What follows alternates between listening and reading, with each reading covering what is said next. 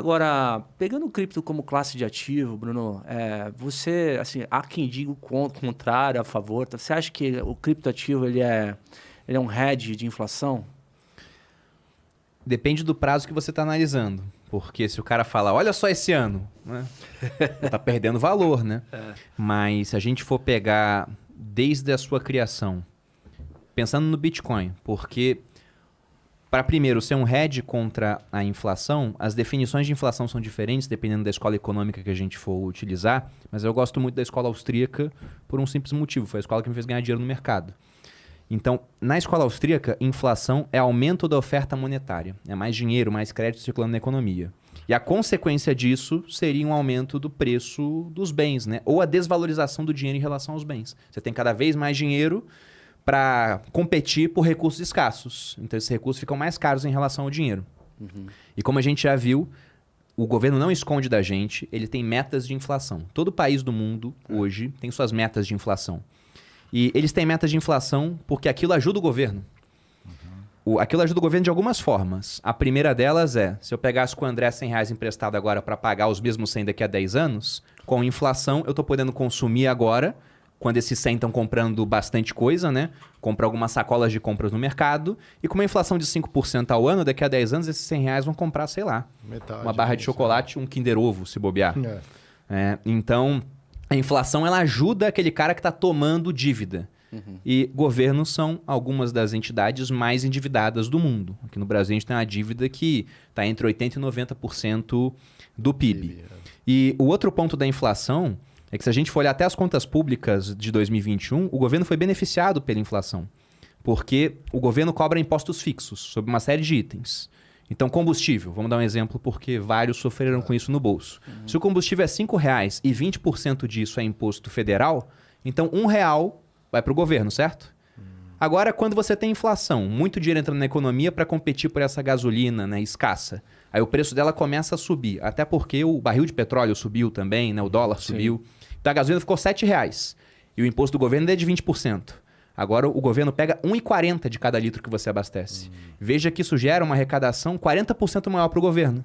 E na hora de gastar, e o principal gasto do governo é com previdência social hoje, com pessoal também ativo, não deu reajuste durante o ano. Então eles arrecadam mais e gastam a mesma coisa. Aí você vê lá que, nossa, o governo está conseguindo gastar muito menos, né, comparado aos anos anteriores. Sim, ajudado pela inflação. Então governos adoram inflação.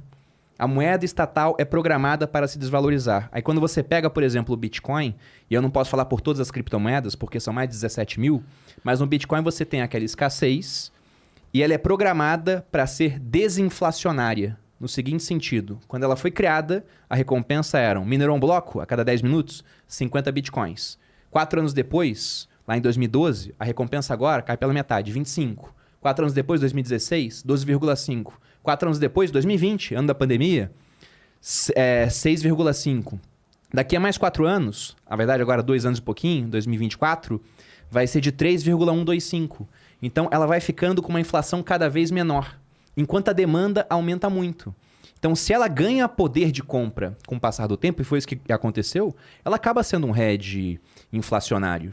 E é só a gente pensar, enquanto lá em 94, para comprar R$100 no mercado, meu pai precisava da minha ajuda para carregar as compras, hoje, uma criança leva as compras sozinha. A gente até pode falar que o governo está deixando o brasileiro mais forte, né? Porque agora a criança carrega o que o homem adulto carregava. Eles vendem dessa forma, né? Com marketing bom, eles empurram essa ideia. Agora, com Bitcoin, em 2010, a primeira negociação que a gente teve foi aquela famosa pizza. Foram 2 pizzas por 10 mil bitcoins. 10 mil bitcoins hoje, acho que dá uns 2 bilhões. Nossa. Mais ou menos isso. Então, com 10 mil bitcoins, hoje você compra, sei lá, um 747, um Boeing, a tripulação e uma pizzaria junto ainda, né? Então é bizarro, ela ganhou muito poder de compra. O pessoal pode falar o que for, mas vamos nos atentar aos fatos. É o Laszlo, o nome do programador que fez isso. Vamos nos atentar aos fatos. Ele ganhou poder de compra ao longo do tempo. Sim. Eu perguntei isso porque está na ordem do dia, né? Existe uma indicação de que o governo americano vai subir o juro aí, e o pessoal está se perguntando se essa queda que houve aí no final do ano de 2021 e agora em janeiro, né? Inclusive, o pessoal está até comparando, essa é até uma reportagem para saber, é melhor a gente fazer hedge da inflação do governo americano, né? Da indicação, com ouro ou com criptoativo, né?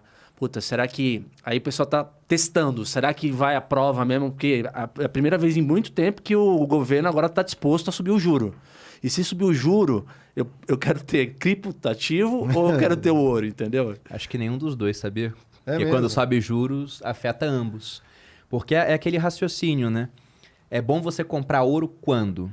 Quando você está num processo inflacionário. Você pega durante boa parte da história da humanidade, mas principalmente naquela fase Idade Média, napoleônica, né? Chegando no mundo moderno, o que acontecia é, estados vão entrar em guerra, eles começam a produzir mais moeda. Antigamente adulterava a moeda metálica, era de prata, bota cobre junto, depois na era do papel moeda, cria muito papel moeda independente do lastro ouro. O que as pessoas faziam para se proteger nas guerras? Comprar ouro. Quando a guerra acabava, o pessoal saneava as contas, o Estado voltava a se endividar, o pessoal vendia o ouro e trocava por título público. Então, se a gente só tivesse ouro, o ouro teria subido durante o momento, na hora que os juros começam a aumentar, ele cai. Porque o cara pensa, para que eu vou encarterar ouro, que não me paga juros, que não produz fluxo de caixa, se eu posso vender esse ouro que já subiu para pegar agora título público americano e pagando uma taxinha de juros, que é ridiculamente baixa, né? Eles vão aumentar os juros lá para, sei lá, 0,75 no ano.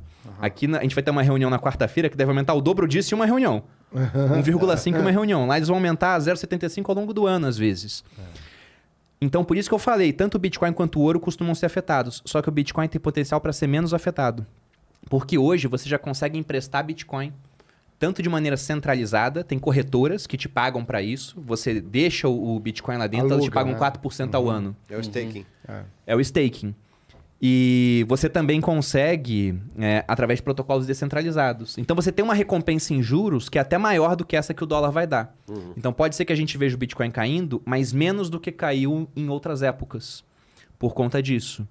E se a gente for comparar ouro com Bitcoin, também tem uma coisa que me faz ficar mais otimista com o Bitcoin em relação ao ouro. Além daquilo que eu falei, que de escassez, o ouro é menos escasso. Toda hora sai notícia do meteoro de ouro que está não sei aonde, que o Elon Musk vai explorar, que o Bezos vai explorar, etc. É o Don't Look Up, né? E aí tem aquelas notícias falando assim, todo mundo vai ficar bilionário. Não, pô, se tem tanto muito, ouro... Não vai valer nada. Muita oferta, né? Exato, se tem tanto ouro no mundo quanto areia, o ouro vai valer tanto quanto a areia no final das contas. Aí eu pergunto, vão achar quantos bitcoins naquele asteroide lá? Não vai mudar. Só que o outro ponto, e a gente está vendo isso, é que nós estamos em uma era em que tudo que é digital disrupta aquilo que é físico. Então, o Bitcoin pode ser a disrupção do ouro. Muitos veem o Bitcoin como o ouro digital. E ele resolve problemas que a gente tinha com o ouro quando ele era o padrão monetário. Imagina se a gente perdesse a confiança no real totalmente, igual aconteceu na Venezuela com o Bolívar, por exemplo, e começasse a transacionar em ouro. Eu vou comprar um pão com ouro. Supondo aí o preço do pão R$1. 1 grama de ouro, que é uma folhinha, um negócio pequenininho, custa R$315 mais ou menos.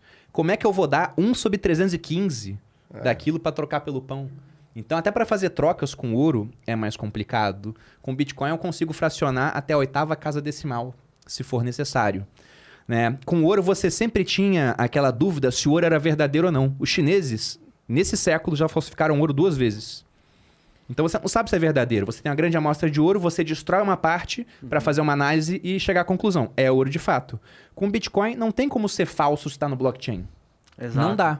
Porque no final do dia, o ouro, na história, ele foi encarado como uma commodity de valor por causa do padrão dele, etc., das características, etc. E se você, do outro lado, tem um sistema com credibilidade, onde existem 2 pontas que se determinam, que validam esse protocolo, tipo, qual é a diferença de um de outro, né, cara? Talvez pelo fato de estar protegido por um sistema robusto na tecnologia, seja até mais...